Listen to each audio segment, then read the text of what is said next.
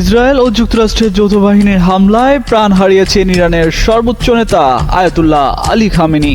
এতে শোকের মাতম ছেয়ে গেছে পুরো দেশ জুড়ে, কান্নায় ভেঙে পড়েছে পুরো জাতি। এর মধ্যে দেশটিতে ঘোষণা করা হয়েছে 7 দিনের ছুটি। একই সাথে 40 দিনের রাষ্ট্রীয় শোক ঘোষণা করেছে দেশটির সরকার।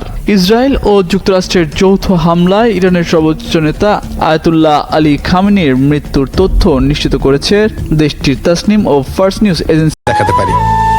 ইরানি সংবাদ সংস্থা ফার্স নিউজ জানিয়েছে, সর্বোচ্চ নেতা আয়াতুল্লাহ আলী খামেনিকে শনিবার ভোরের দিকে তার অফিসে নিজ দায়িত্ব পালন করার সময় হত্যা করা হয়েছে।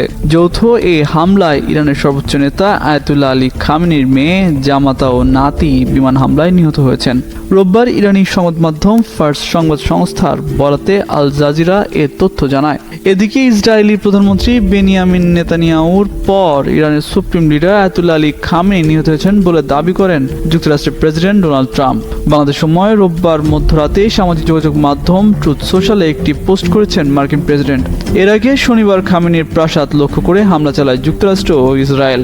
এতে তার প্রাসাদ পুরোপুরি ধ্বংস হয়ে যায়।